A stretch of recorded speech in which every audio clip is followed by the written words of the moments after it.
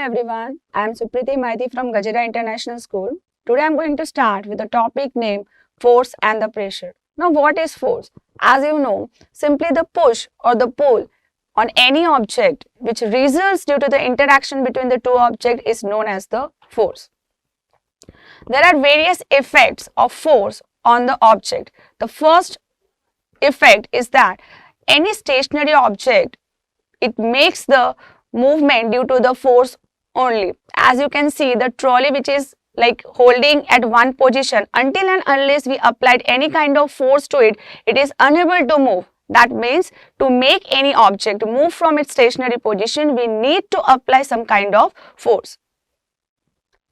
The second one, as you can see, it's applied for changing the speed of a moving object. A simple example we have taken over here, that while paddling the bicycle, the speed of the bicycle increases. How?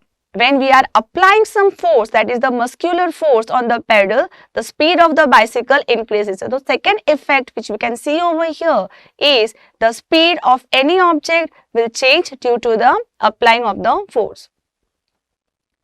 Third effect is that the moving object will stop due to the application of the force. If a ball has been hit or kicked by any other people, while holding it at one place, we need to apply some kind of force. That means to stop any moving object, we need to apply force. That is the muscular force again we have applied in this case. The fourth one is the change in direction. The simple example we have taken, that while throwing a ball towards the batsman, when the batsman hit the ball, what happens? The direction of it gets changed. Means from one direction it will get to change into the other direction. Means for applying force, while applying force, the change of the direction can be changed. And the last one, most of the object which is compressible.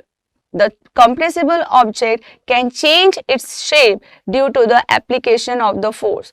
Okay, why we have termed the use compressible? Because as you can see, the example which we have taken here is a sponge ball. Means the sponge ball is a compressible, whereas if we have taken any solid object, that does not get changed due to the application of the force. So we have to keep in mind this fifth application is based on whether the object given is compressible or not. Let's move ahead to see what are the different type of the forces. Depending on whether they are in contact or not in contact, we have differentiated the forces into two types. One is the contact force and other is the non-contact force. Now from the word itself, we can make out whether if it is in contact, then only we can say it is a contact force. Means the object and has to be with contact with any other object. Whereas in non-contact force, the force will be applied but there is no connection between the object and we can say with the subject. Okay, now let's move ahead in detail. What are the different types of contact, non-contact force over here? First is the gravitational force. Now the simple example we take of the Newton, as you have seen that while he has seen while lying under the tree, the apple falls down. Now how does this apple falls down? Why does it falls down only? Why don't it goes up?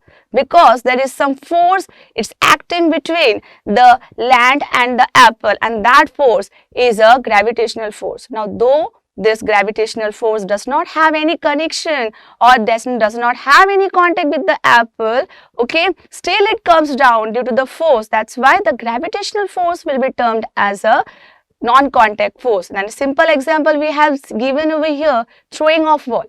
After throwing a ball in upward direction, after a certain period of time, what will happen? The speed of the ball will comes down, and as a result of it, due to the gravitational pull, the ball will move towards the downwards.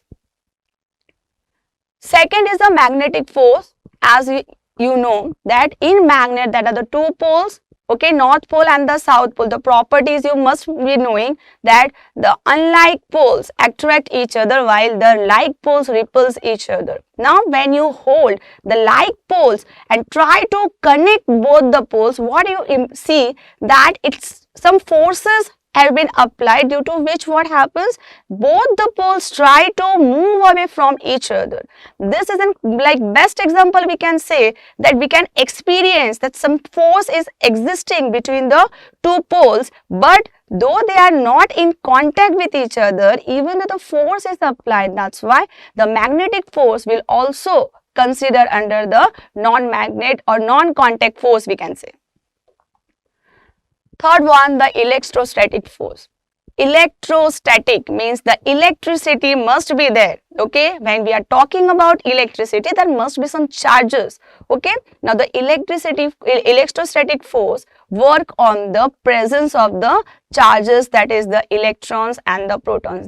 As you know, there are the two types of charges present in all around us, that is the negative and the positive charge. Same like the North Pole and the South Pole. Here also it works in the same manner, that when the like charges comes together, without getting in contact, they will start to repel each other. That's why the electrostatic force we have considered under the non-contact force. Let's move ahead with the balanced and unbalanced force. Now what is balanced? The force when which is applied from all the direction is same. That means the net force will be zero. So what will happen? The object on which the force has been applied, that will stay at a stationary position only. Means there will be no movement of the object. So such type of forces is known as the balanced force. But if we compare, one side the force is more while the other side the force is less, means the net force will be not zero. Okay, so when the net force is not zero, what will happen? There will be a change in the position of the object. So such type of forces where that we can see the change in the position of the object, even though the force is applied from many directions, it is known as the unbalanced force.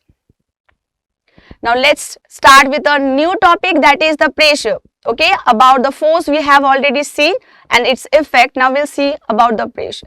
Now there is a like little changes in the relationship between the force and the pressure. Now what is that?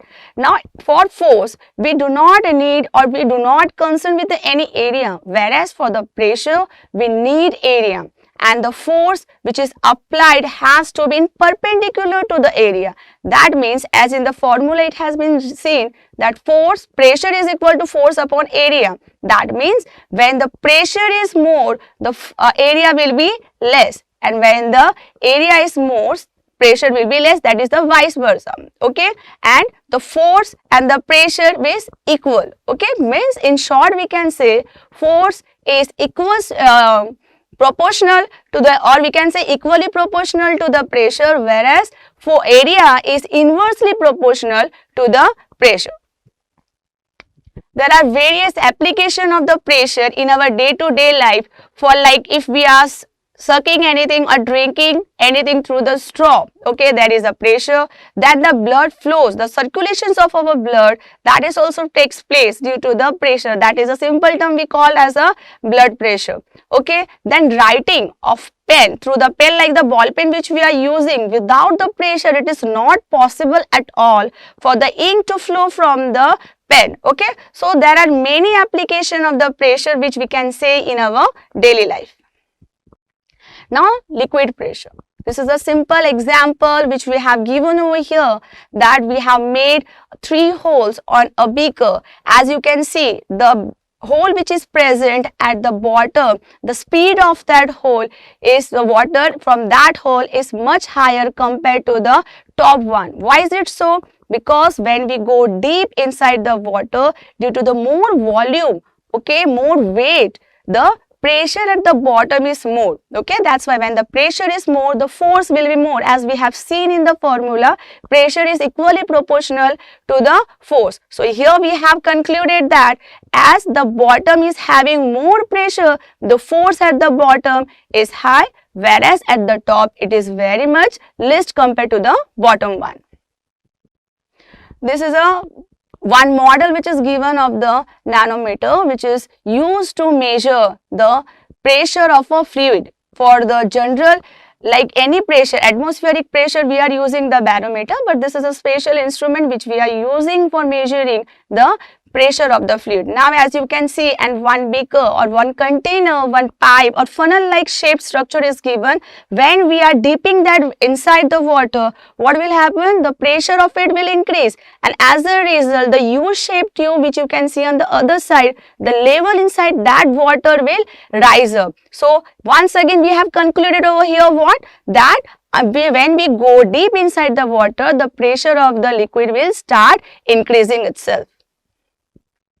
Now, the implications of the liquid pressure over here, the first example, that as we go higher altitude, like in the mountainous region, what happens? That sometimes our nose starts to bleed. Why is it so? Because the atmospheric pressure is very much less compared to our blood pressure. As a result, the blood capillaries, or in simple terms, the the nerves in our body could not hold the flow of the blood, and as a result, it starts to bleeding from the nose. Similarly, the formations of the wind that takes place due to the change in the pressure. Okay. Thank you.